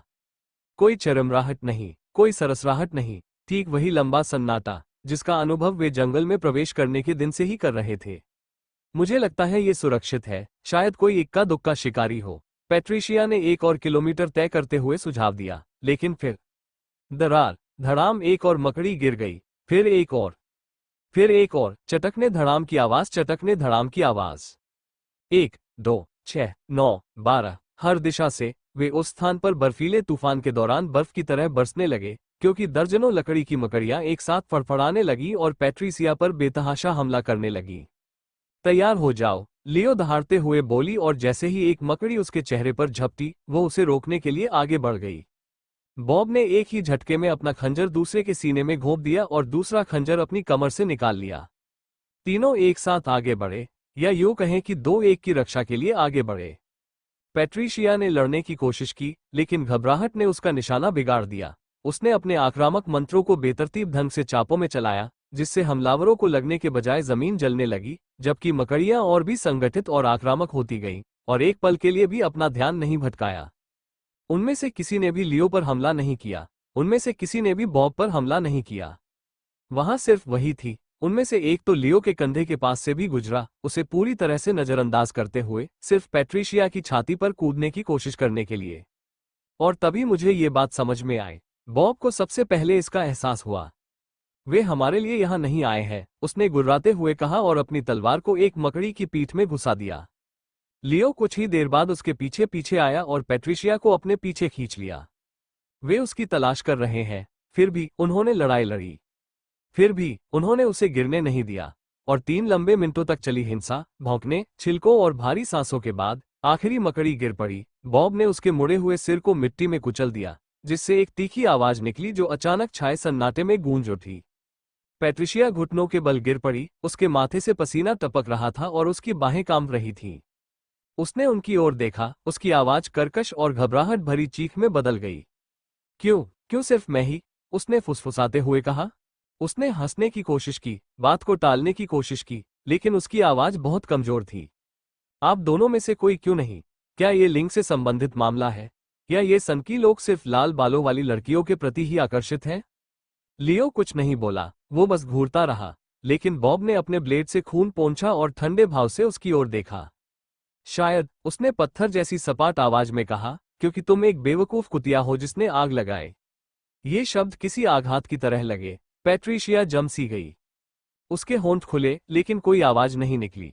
वे तीनों इस पूरे समय साथ साथ यात्रा कर रहे थे और इससे पहले उन पर कभी मकड़ियों का हमला नहीं हुआ था। ये तथ्य कि यह सब पैट्रिशिया द्वारा आग लगाने के बाद ही शुरू हुआ और ये तथ्य कि इसने केवल उसे ही निशाना बनाया, इस बात की संभावना को बढ़ाता है कि वे केवल इसी कारण से उसका शिकार कर रहे थे, क्योंकि उन तीनों ने मिलकर लगभग सब कुछ किया था, सिवाय उस एक मूर्खतापूर्ण अपराध के। बेतुका, वे इस वजह से मेरे पीछे नहीं पड़ सकते। लियो, उसे बताओ, वो सरासर बकवास कर रहा है। और मुझे बेवकूफ कुतिया कहने की तुम्हारी हिम्मत कैसे हुई? तुम्हारी पत्नी को शायद ऐसी गालियों की आदत हो गई होगी, जनाब, लेकिन अगर तुमने मुझे ये रवैया दिखाया तो मैं तुम्हारे अंडकोश काट दूंगी। पैट्रिशिया ने पलटवार करते हुए अपनी बात पर अड़े रहने और मजबूत दिखने की कोशिश की, हालांकि इससे लियो की नजरों में वो और भी दयनीय लगने लगी। तुम मेरे अंडकोश काट दोगी? कुतिया, अगर तुम्हारे पूर्वज अगली 7 पीढ़ियों तक कोशिश करते रहें तो भी तुम मुझे खरोंच तक नहीं सकती। मेरी सहनशीलता की परीक्षा मत लो, क्योंकि अगर मेरा गुस्सा फूट पड़ा तो तुम्हें मारने वाले मकड़े नहीं होंगे, मैं होऊंगा। बॉब ने सीना फुलाते हुए और पैट्रिशिया के करीब आते हुए जवाब दिया। लियो, लियो, वो मुझे डरा रहा है, पैट्रिशिया ने घबराते हुए शिकायत की। तभी लियो ने एक लंबी आह भरी और शांति के लिए अपना हाथ उठाया। बॉब, उस औरत को माफ कर दो, वो साफ तौर पर बहुत दबाव में है। पैट्रिशिया, पीड़ित होने का नाटक बंद करो। यहाँ हम 3 ही लोग हैं, और अगर तुमने बदतमीजी करना शुरू किया तो न तो मुझे और न ही बॉब को तुम्हें जान से मारने में कोई हिचक होगी। इसलिए आपके लिए सबसे अच्छा विकल्प यही है कि आप अपनी गलती स्वीकार करें और खुद की मदद करने के लिए समाधान खोजना शुरू करें। क्योंकि अगर तुम्हें मारने के लिए भेजे जाने वाले मकड़ियों के अगले समूह में 144 मकड़ियां हों, तो मैं और बॉब भी तुम्हें नहीं बचा पाएंगे, लियो ने कहा, और उसके भाषण ने पैट्रिशिया को पूरी तरह से अवाक कर दिया। एक पल के लिए उसने विरोध में अपना मुंह खोला, मानो वो यह व्यक्त करना चाहती हो कि लियो द्वारा उसे कुतिया कहे जाने पर उसे कितना बुरा लगा। हालांकि जल्द ही उसने ऐसा न करने का फैसला किया, क्योंकि यह वास्तव में लियो की कही बात थी। उसे केवल उन दोनों पर ही भरोसा करना था, और उन्हें नाराज करने से उसे कोई फायदा नहीं होने वाला था। समय ठहर गया। संसार वन प्रवेश द्वार से 53 किलोमीटर दूर, लियो की टीम। चौथा दिन। जब पैट्रिशिया ने बॉब के अंडकोश काटने की धमकी दी तो लगभग हाथापाई की नौबत आ गई, लेकिन अगले 1 घंटे में टीम थोड़ी संभल गई, क्योंकि पैट्रिशिया अजीब तरह से विनम्र हो गई और उसने फिर से उन दोनों को नाराज न करने की पूरी कोशिश शुरू कर दी। वो पहले तो असामान्य रूप से चुप रही, केवल बोलने पर सिर हिलाती रही और चलते समय सुरक्षित दूरी बनाए रखी। लेकिन समय बीतने के साथ वो नीरस और घबराहट भरे चुटकुले सुनाने लगी, जिनमें से अधिकतर बेअसर रहते थे, लेकिन जंगल की घुटन भरी खामोशी में हास्य के वे अटपटे प्रयास भी एक सुखद बदलाव थे। लियो मुस्कुराया नहीं, बॉब हंसा नहीं, लेकिन उनमें से किसी ने भी उसे चुप रहने के लिए नहीं कहा, जो पैट्रिशिया के लिए एक जीत जैसा था। ये शांति नहीं थी, लेकिन कुछ कुछ वैसा ही था। घंटों बाद पहली बार समूह को एक बार फिर आपस में एक नाजुक एकता की भावना का अनुभव हुआ। उनकी आखिरी झड़प के लगभग 4 घंटे बाद अगली लहर आई। हालांकि इसे लहर कहना काफी हल्का होगा। ये ज्वार था। यह उनके जूतों के नीचे एक धीमी सी गूंज के रूप में शुरू हुआ। पहले तो ये बहुत हल्का था, जैसे किसी ने बहुत देर तक सांस रोक रखी हो, या जैसे कोई कंपन कानों से ज्यादा हड्डियों में महसूस हो रहा हो। लेकिन ये बढ़ता गया और बढ़ता ही गया, यहां तक कि उनके नीचे की जमीन इतनी जोर से हिलने लगी कि पेड़ों की चोटियां भी डगमगाने लगीं। फिर झटके लगने शुरू हुए। कंपन नहीं, झटके, हिंसक और अचानक। ऐसी ताकत जिसने धरती से चट्टानों को उखाड़ दिया और पैट्रिशिया को लियो के बगल में गिरा दिया, जबकि वे सभी खुद को सीधा रखने के लिए संघर्ष कर रहे थे। क्या तुम्हें ऐसा महसूस होता है? उसने लगभग फुसफुसाते हुए पूछा। हालांकि लियो ने कोई जवाब नहीं दिया। ऐसा इसलिए नहीं था कि उसने उसकी बात नहीं सुनी, बल्कि इसलिए कि उसका सवाल ही इतना बेवकूफी भरा था कि वो लगभग अवाक रह गया। बेशक उसे इसका एहसास हुआ होगा। ऐसा न करना मुश्किल था जब पूरा जंगल किसी जानवर की तरह छटपटा रहा था, मानो वो अपने शरीर से पिस्सू झाड़ रहा हो। स्क्रक्स कंपक धुंध से ढके जंगलों में अस्वाभाविक ध्वनियां गूंज रही थीं, जैसे पानी के नीचे सूखी शाखाएं टूट रही हो, एक ही समय में मुड़ और झुक रही हो, जबकि ऊपर पेड़ों में अंधेरी आकृतियां दिखाई देने लगीं। लेकिन ये सिर्फ ऊपर ही नहीं था। उनके आसपास की मिट्टी से पतले, नुकीले पैर धीरे धीरे जमीन से बाहर निकलने लगे। पहले तो धीमी गति से, जैसे कीड़े हवा को परख रहे हों। फिर अचानक सैकड़ों की संख्या में वे फूट पड़े, जड़ों के नीचे से अपना रास्ता बनाते हुए, सड़ी हुई मिट्टी से ढके हुए और गीले रस से चमकते शरीरों के साथ सतह को तोड़ते हुए बाहर आ गए। ये क्या बकवास है? लियो ने अपनी जगह पर घूमते हुए बुदबुदाया, क्योंकि उसने इस बार हमले का भयावह पैमाना देखा था। उनके चारों ओर कम से कम हजारों मकड़ियां तो मौजूद होनी ही चाहिए थीं। लकड़ी के बने हुए भद्दे, कुछ कुत्तों के आकार के, कुछ इतने बड़े कि अपने जुड़े हुए अंगों से किसी आदमी को कुचल सकते थे, और वे सभी उनकी ओर बढ़ते जा रहे थे। पेड़ पर वापस जाओ, बॉब चिल्लाया, और उसने अपनी पीठ पास के तने से सटा ली, जबकि लियो और पैट्रिशिया ने भी उसकी नकल करते हुए तुरंत अपनी तलवारें निकाल लीं। उन तीनों ने मिलकर पेड़ के तने के चारों ओर एक तंग वेज के आकार की संरचना बना ली, जबकि उनके चारों ओर पूरा जंगल खिसक रहा था। स्किटर कांपना मकड़ियों ने हमला नहीं किया, वे रेंगते हुए आगे बढ़े। जबड़े, पैर और चटकने वाले जोड़ों का एक समुद्र जो पूरी तरह से एक साथ हिल रहा था, मानो किसी एक विचार से प्रेरित होकर। और वे सब उसी के लिए आ रहे थे। पैट्रिसिया, लियो नहीं, बॉब नहीं। सिर्फ वही, धत तेरे की, हमारे पास भागने की कोई जगह नहीं है। लियो चिल्लाया और झपट्टा मारने वाली पहली मकड़ी की खोखली आंख में खंजर घुसा दिया। घबराओ मत, डटे रहो, बॉब गुर्राया और स्टील के एक चिकने चाप में दूसरे के अंगों को काट डाला। उसका चेहरा गंभीर और खून से लथपथ था। पहले 60 सेकंड तक वे डटे रहे, फिर दूसरी लहर आई, फिर तीसरा, और भी मकड़ियां, ऊपर से, नीचे से, पेड़ों के बीच की दरारों से।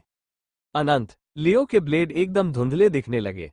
बॉब ने तूफान में फंसे कसाई की तरह लड़ाई लड़ी, लेकिन ये काफी नहीं था। उन्होंने चाहे कितने भी लोगों को मारा हो, वे केवल अपरिहार्य को टाल रहे थे। और बॉब ये बात जानता था, वही संक्रमण है, उसने सपाट स्वर में कहा, और देखा कि एक और मकड़ी उसकी बात अनसुनी करते हुए सीधे पैट्रिशिया की छाती पर टूट पड़ी, लेकिन आखिरी क्षण में लियो के खंजर ने उसे रोक दिया। फिर उसने अपना फैसला लिया। मैं यहां से जा रहा हूं, स्काईशेड। हम अपनी ताकत बर्बाद कर रहे हैं। हम इस लहर का सामना नहीं कर सकते, और अगर वे उसे मार देते हैं तो हमें नहीं पता कि वे आगे हम पर हमला करेंगे या फिर भी हमें जाने देंगे। अभी भाग जाना बेहतर है, बजाय इसके कि उस लड़की के लिए हीरो बनने की कोशिश में पकड़े जाने का जोखिम उठाएं जिसने सबसे पहले आग लगाई थी। बॉब समूह से अलग हट गया, एक मकड़ी के जबड़े पर वार किया और फिर अभ्यास की गति से हाथों को एक एक करके पास के पेड़ के तने पर चढ़ना शुरू कर दिया। बॉब, बॉब, मदद करो! पैट्रिशिया चीख उठी क्योंकि बॉब द्वारा पहले से ढके हुए हिस्से से मकड़ियां उस पर हमला करने लगी। उसकी आवाज इतनी घबराहट भरी और कांप रही थी कि लियो ने ऐसी आवाज पहले कभी नहीं सुनी थी। वो बहुत डरी हुई थी, लेकिन बॉब रुका नहीं। उसने लियो की ओर देखा। उन्होंने कहा, यही वो क्षण है, अगर तुम यहां रुके तो तुम्हारी मौत हो जाएगी। लियो ने अपना निर्णय लेने से पहले पैट्रिसिया की ओर एक नजर डाली। जैसे ही उसने उसकी जांघ पर गहरा घाव देखा, उसकी बाहों पर खून देखा, और यह भी देखा कि उसके मंत्र लगने से ज्यादा चूक जाते थे। वो पहले से ही अधमरी थी, और यह बिल्कुल वैसा ही था जैसा बॉब ने कहा था। वो चाहकर भी उसे इस भयंकर लहर से नहीं बचा सकता था, और इसलिए उन्होंने अधिक व्यवहारिक विकल्प चुना। मैं सहमत हूं, उसने ठंडे स्वर में कहा। हम उसे बचा नहीं सकते, और मैं यहां मरने वाला नहीं हूं। इतना कहकर वो मुड़ा और बॉब के पीछे पेड़ पर चढ़ गया। तभी एक दर्जन मकड़ियां उस जगह पर झपटी जहां वो एक सेकंड पहले खड़ा था। लियो, लियो, कमीने, मेरी मदद करो! पैट्रिशिया अविश्वास से चीखी। तुम ये क्या कर रहे हो? लेकिन उसने पीछे मुड़कर नहीं देखा। उनमें से किसी ने भी ऐसा नहीं किया। वे पेड़ों की चोटियों से छलांग लगाते हुए कोहरे में गायब हो गए, जंगल को अपने शिकार को निगलने के लिए छोड़ दिया। उनके पीछे पैट्रिशिया की चीखें गूंज रही थीं, जो तेज और उन्मादपूर्ण थीं। रुको, तुम कहां जा रहे हो? मैं अभी भी यही हूं। मुझे छोड़कर मत जाओ, मुझे छोड़कर मत जाओ, मुझे छोड़कर मत जाओ। और फिर सन्नाटा छा गया, वो प्रकार जो शांतिपूर्ण नहीं था। अंत में, हालांकि उसने अपनी स्थिति बनाए रखने की पूरी कोशिश की। लियो और बॉब के जाने के 1.5 मिनट बाद वो इतनी अभिभूत हो गई कि खुद को संभाल नहीं पाई और अंततः जंगल की शक्तियों के आगे हार मान ली। भागते समय लियो ने पैट्रिशिया को छोड़ने के बारे में अपनी भावनाओं का शांत भाव से आत्मनिरीक्षण किया, और उसे आश्चर्य हुआ कि उसे कुछ भी महसूस नहीं हुआ। न तो उसे अपने उस साथी से छुटकारा पाने की खुशी हुई जिसे वो अंततः वैसे भी मारने की योजना बना रहा था, और न ही उसे उस साथी को खोने का दुख हुआ जो उसे कुछ समय और मानसिक रूप से स्वस्थ और सुरक्षित रखने में मदद कर सकता था। ऐसा लग रहा था मानो उसके लिए उसकी जिंदगी या मौत का कोई मतलब ही न हो, जिससे उसे यह एहसास हुआ कि सम्राट की उदासीनता वास्तव में कितनी भयावह थी। मैं इस दुनिया में सम्राट की उदासीनता की बदौलत आराम से जी रहा हूं, क्योंकि अपनी भावनाओं को काबू में रखने की उस क्षमता के बिना मुझे यकीन है कि ये दुनिया मुझे एक साथी को छोड़ने के लिए हर तरह का अपराध बोध कराती। लियो ने मन ही मन सोचा, और अपने कंधे उचकाते हुए बॉब के पीछे दौड़ता रहा, मानो कुछ हुआ ही न हो। समय ठहरी हुई दुनिया, वन प्रवेश द्वार से 98 किलोमीटर दूर, लियो और बॉब, दिन 7। पैट्रिशिया को पीछे छोड़ने के बाद 2 दिन बीत चुके थे, और उन 2 दिनों में लियो और बॉब ने एक जोड़ी के रूप में जितना क्षेत्र कवर किया, उतना उन्होंने एक तिकड़ी के रूप में कभी नहीं किया था। गति में यह वृद्धि इस तथ्य के कारण हो सकती है कि अब कोई अनावश्यक बातचीत नहीं थी जो उन्हें धीमा कर रही थी।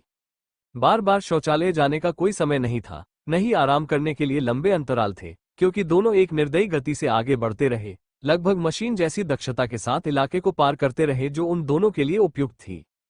पिछले 48 घंटों में उन्होंने 5 से अधिक वाक्य आपस में साझा नहीं किए। बिना किसी बातचीत के भी वे एक दूसरे को स्पष्ट रूप से समझ गए, क्योंकि वे केवल इशारों और पलकें झपकाने के माध्यम से ही संवाद कर रहे थे।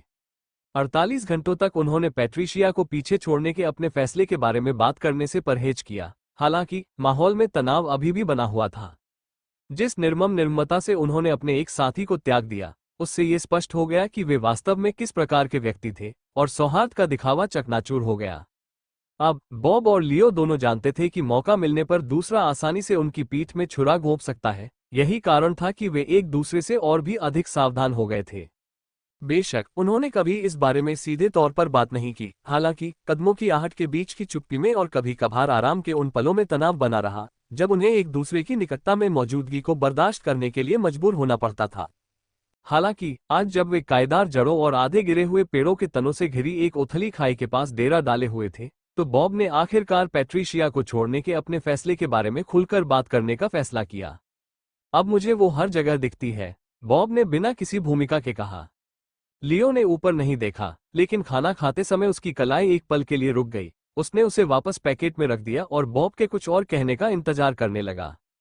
पेड़ों के बीच पड़ने वाली हर परछाई, हवा के पीछे की हर फुसफुसाहट, बॉब धीमी और दूर की आवाज में बोलता रहा। उसके हाथ में पानी का गिलास थाम हुआ था।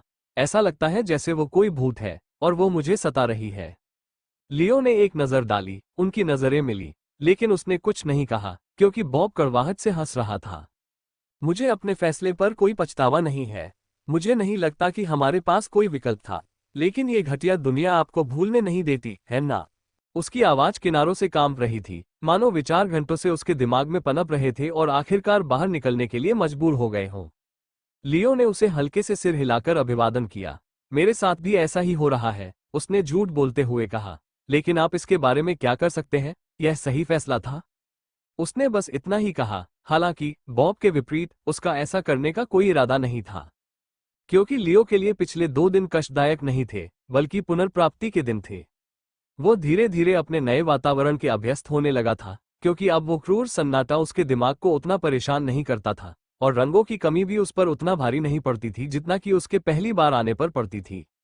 अगर कुछ था तो वो ये कि पिछले 2 दिन उसके लिए इस दुनिया में आने के बाद से सबसे शांतिपूर्ण रहे थे, क्योंकि धीरे धीरे लेकिन निश्चित रूप से उसे लग रहा था कि वो इस उदासी का आदी होता जा रहा है।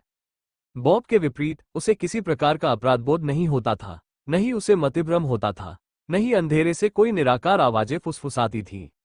जहां तक उसकी बात है, पैट्रिशिया जा चुकी थी और बस यही बात थी। बल्कि उसका दिमाग पहले से कहीं ज्यादा साफ महसूस हो रहा था। उसे शांति नहीं मिली थी, लेकिन वह भी किसी तरह की तकलीफ से नहीं जूझ रहा था। बेशक अगर उसे मौका मिलता तो वो कभी भी इस दुनिया में हमेशा के लिए रहना नहीं चुनता, लेकिन जहां तक जीवित रहने की बात है, उसने खुद को बखूबी ढाल लिया था। दूसरी ओर बॉब को देखकर ऐसा लग रहा था मानो वो कई दिनों से सोया ही न हो। उसकी आंखें लाल हो गई थीं, उनके चारों ओर लाल घेरा बन गया था और उसकी हरकतें अनियमित और बेतरतीब हो गई थीं, मानो उसके अपने अंग अब उस पर भरोसा नहीं कर रहे थे। वो ऐसे चल रहा था मानो वो अपने स्वाभिमान के बल पर खुद को संभाले हुए हो, ये दिखावा करने की कोशिश कर रहा हो कि सब कुछ ठीक है। लेकिन लियो ने उसकी चाल को तुरंत समझ लिया। सांस छोड़े, लियो ने नाक से एक धीमी सांस छोड़ी और थेरेपिस्ट बनने में कोई दिलचस्पी न दिखाते हुए वापस अपने भोजन की ओर मुड़ गया। तभी अचानक एक आवाज ने एक बार फिर उनके भोजन में बाधा डाल दी। कुरकुराहट जैसे ही उसका हाथ उसके पैकेट पर जम गया, उसे पास से किसी के कदमों की आहट सुनाई दी। तो फिर तारांकन कुरकुराहट, इस बार वो पलक झपकते ही ऊपर चला गया। बॉब भी तुरंत उठ खड़ा हुआ, अपनी लंबी छुरी के हैंडल पर उंगलियां कसते हुए, जैसे ही वो कार्रवाई के लिए तैयार हुआ। बिना कुछ कहे दोनों आदमी एक दूसरे की पीठ से पीठ सटाकर, हथियार ताने, मांसपेशियों को कसकर जकड़े हुए पंक्तिबद्ध हो गए, क्योंकि पास आते कदमों की आवाज तेज होती जा रही थी, भारी होती जा रही थी, करीब आती जा रही थी। अंततः अंधकार से 3 आकृतियां उभरी। पहले तो धुंधली रूपरेखाएं थी, लेकिन फिर स्पष्ट हो गईं। राइडन, सिफर और काल, वे जीवित थे, हथियारों से लैस थे और उन्हें देखकर उतने ही स्तब्ध थे। पहले तो किसी ने कुछ नहीं कहा, अभिवादन तक नहीं किया। बस 5 आदमी चुपचाप खड़े थे, अविश्वास और तनाव के मिले जुले भावों से एक दूसरे को घूर रहे थे, मानो उन्हें ये तय करना हो कि अपने हथियार नीचे करें या ऊपर उठाएं। फिर लियो ने पहले बात की, उसकी आवाज शांत थी लेकिन उसमें दृढ़ता झलक रही थी। राइडन, हम पहली बार जिस बिस्ट्रो में मिले थे, उसका नाम क्या था? राइडन की भौहें और भी तन गईं, लेकिन उन्होंने बिना किसी झिझक के जवाब दिया, वेनम लिली बिस्ट्रो। एक पल बीत गया, फिर राइडन ने आंखें सिकोड़ते हुए पलटवार किया। आखिरकार हमें किस टेबल नंबर पर बैठाया गया था? लियो ने पलकें नहीं झपकाई। 33। जैसे ही दोनों पुरुषों ने धीरे धीरे अपने हथियार नीचे किए, ऐसा प्रतीत हुआ कि वे आश्वस्त थे कि दूसरा व्यक्ति वास्तविक था और कोई अप्सरा नहीं थी।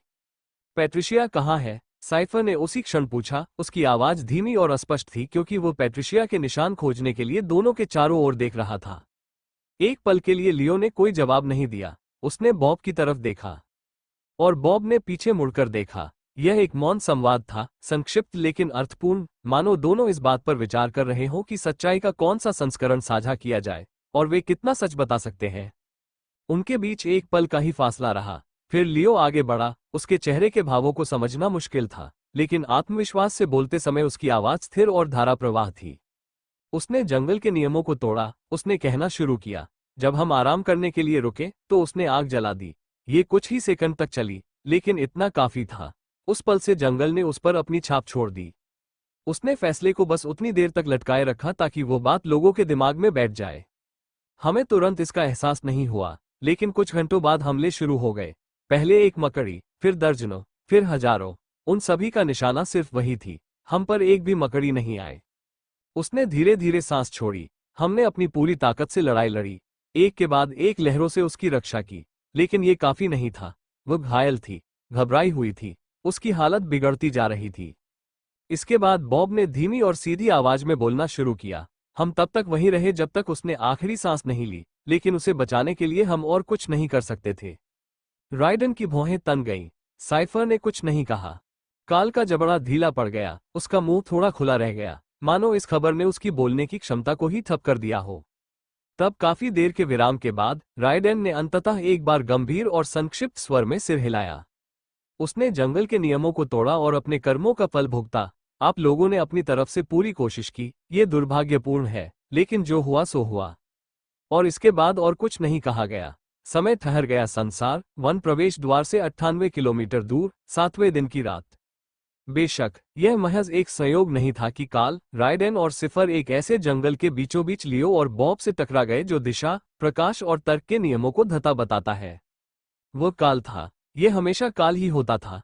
जैसे ही उनकी असाधारण इंद्रियों ने 1 किलोमीटर के दायरे में सूक्ष्म हलचल के पैटर्न को महसूस किया, किसी जड़ से हल्की सी चीज के टकराने की आहट सुनी, कुछ आकृतियां नैदानिक सटीकता के साथ पश्चिम की ओर दौड़ी, उन्होंने उसका पता लगाना शुरू कर दिया। उसने कुछ भी जोर से नहीं कहा, अभी नहीं, लेकिन उसने चुपचाप, धैर्यपूर्वक उसका पीछा किया। मानव गति के अनुमान के मुकाबले हर कदम की आहट पर ध्यान देते हुए, वो हर आहट के पीछे की लय, अंतराल और वजन को समझने की कोशिश कर रहा था।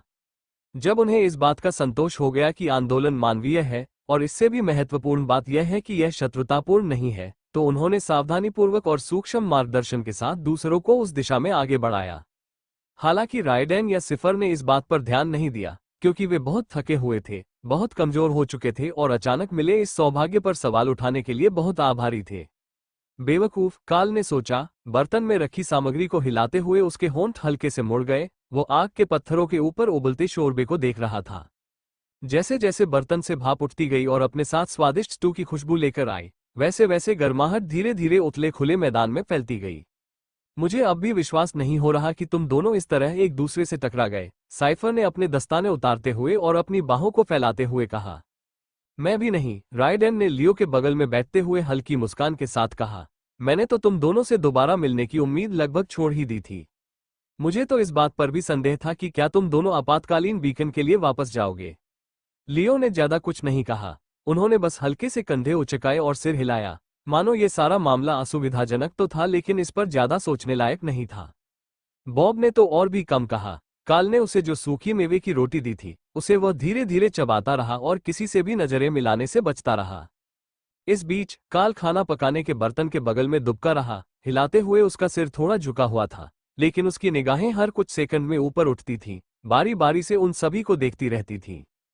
मुझे इस पर यकीन नहीं है, उसने मन ही मन सोचा और एक करछुल से शोरबा निकालकर साइफर के लकड़ी के कटोरे में डाल दिया। उसे अंत तक बचाने की वो बकवास कहानी, वो तो साफ तौर पर झूठ है।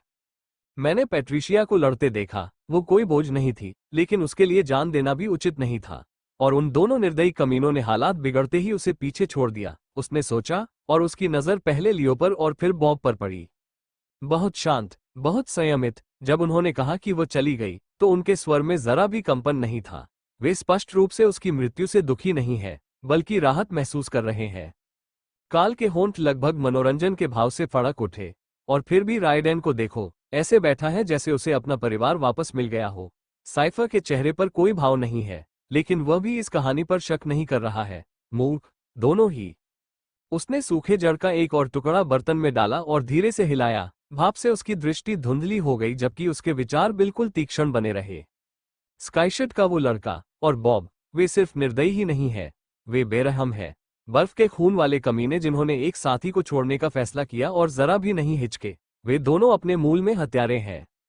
उसने मन ही मन मुस्कुरा दिया। सवाल ये है कि जब वे किसी काम के नहीं रह जाते, तो मैं सबसे पहले किसे मार डालूं? रात के खाने के बाद समूह ने एक इकाई के रूप में अपनी पश्चिम की ओर की यात्रा फिर से शुरू की, लेकिन लियो और बॉब के आश्चर्य के लिए हर कुछ घंटों में मुसीबत दस्तक देने लगी।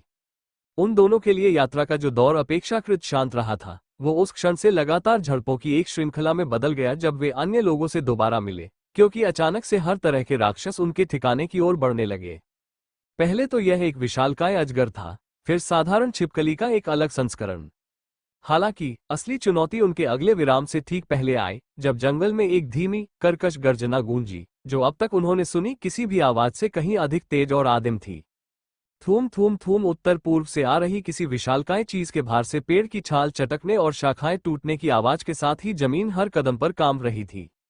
फिर यह सामने आया, एक विशालकाय 6 भुजाओं वाला गोरिल्ला, जिसका शरीर छाल जैसी परत से ढका हुआ था और हर सांस के साथ उसकी छाती ऊपर नीचे हो रही थी। उसके फर पर काय चिपकी हुई थी और उसकी पीठ पर कवक की वृद्धि ट्यूमर की तरह धड़क रही थी जो फटने के लिए तैयार थे। उसकी आंखें एक मंद, सड़ी हुई हरी चमक से जगमगा रही थीं। जैसे ही उसने अपनी छाती पर अपनी 6 मुठियां पटकी और एक गर्जनापूर्ण, गूंजती हुई दहाड़ निकाली। राउवर फॉर्मेशन, रायडेन चिल्लाया और उसने अपनी दोनों तलवारें म्यान से बाहर निकाल ली। साथ ही उसने अपने हाथ में मौजूद माना स्टोन को वापस अपनी यूटिलिटी बेल्ट में रख दिया। काल टकराव से बचते हुए वापस भाग गया। साइफर अंधेरे में गायब हो गया। लियो ने दाहिनी ओर कदम बढ़ाया और बॉब ने इंतजार नहीं किया। वो अपनी कुशलता, शांत त्वरण के साथ सबसे पहले आगे बढ़ा। उसका लंबा चाकू चमक रहा था क्योंकि उसने जानवर के दाहिने पैर की ओर वार किया। खटखट, तारानकन तलवार जानवर की सख्त चमड़ी से टकराकर उछल गई, जिससे मुश्किल से एक खरोंच भी आए। बहुत मुश्किल है, बॉब चिल्लाया और जैसे ही एक विशालकाय भुजा उसे कुचलने के लिए नीचे आए, वो पीछे हट गया। मैं इसकी बाहरी परत को तोड़ने की कोशिश करूंगा, रायडेन गुर्राया। आगे की ओर छलांग लगाते हुए उसने प्राणी के कंधे पर वार किया। हालांकि चिंगारियां उड़ी, लेकिन जानवर पर वार का कोई खास असर नहीं हुआ।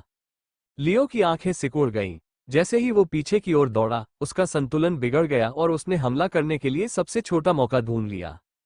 खटखट, शंख एक खंजर दाहिनी बांह के निचले हिस्से में बगल के ठीक नीचे घुस गया, जिससे कवक कवच के नीचे एक नरम जगह में छेद हो गया। जैसे ही उसने किल स्ट्राइक को सक्रिय किया, धमाका विस्फोट से उस राक्षस की दाहिनी भुजा पूरी तरह से उड़ गई और वह चीख उठा, और रायडेन ने इस मौके को बखूबी भांप लिया।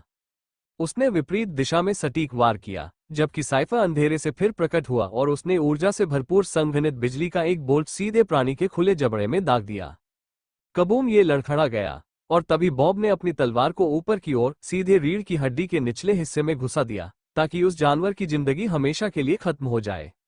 धड़ाम, वो राक्षस गीले पत्थरों की बोरी की तरह गिर पड़ा। उसकी सभी 6 भुजाएं हिंसक रूप से फड़फड़ा रही थीं और उसने एक आखिरी घुरघुराहट भरी कराह निकाली और फिर शांत हो गया।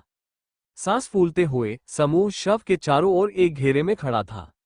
जानवर के खुले घावों से भाप उठ रही थी। उसके शरीर से रस की तरह खून रिसकर मिट्टी पर फैल रहा था और जंगल एक बार फिर शांत हो गया। खैर, बॉब ने अपने चेहरे से खून के कुछ धब्बे पोंछते हुए बुदबुदाया, ये तो बिल्कुल नया था। ये दूसरा गोरिल्ला था जिसका हमने सामना किया। साइफर ने हल्की हल्की सांस लेते हुए कहा, इनसे मुकाबला करना बिल्कुल भी मजेदार नहीं होता। लियो शव के बगल में घुटनों के बल बैठ गया और सिकुड़ी हुई आंखों से टूटी हुई फफूंद की परत का निरीक्षण करने लगा। पिछले कुछ दिनों में हमें ऐसी कोई चीज नहीं मिली, उसने लगभग खुद से कहा। दरअसल मकड़ियों के अलावा हमें कुछ भी नहीं मिला। उसकी बात अधूरी रह गई क्योंकि रायडेन ने बड़े गुस्से वाले चेहरे के साथ उसकी ओर देखा। कोई नहीं? उसने पूछा, जिस पर लियो ने सिर हिलाकर पुष्टि की। कुछ नहीं, हम पिछले 2 दिनों से बिना किसी राक्षस का सामना किए चल रहे हैं, उसने कहा, और उसके इस जवाब पर रायडेन और सिफर दोनों ने गहरी भौहें चढ़ा लीं। हर 2-3 घंटे में हम पर ऐसे ही खूंखार हमले हो रहे हैं, रायडेन ने माथे से पसीना पोंछते हुए बुदबुदाया। इसकी वजह से आगे बढ़ना लगभग नामुमकिन हो गया है। लियो ने बोलकर कोई जवाब नहीं दिया, लेकिन उसकी निगाहें गिरे हुए प्राणी पर टिकी रहीं क्योंकि उसके मन में एक विचार पनपने लगा था। क्योंकि अगर उसने पैट्रिशिया के साथ बिताए समय में एक बात सीखी थी, तो वह ये थी कि जंगल बिना किसी कारण के किसी को भी निशाना नहीं बनाता, किसी न किसी वजह से ऐसा होता था। और अगर यह इस समूह को निशाना बना रहा था, तो इसका मतलब यह था कि इस समूह के भीतर कोई न कोई जरूर मुसीबत को न्योता दे रहा था। लेकिन कौन?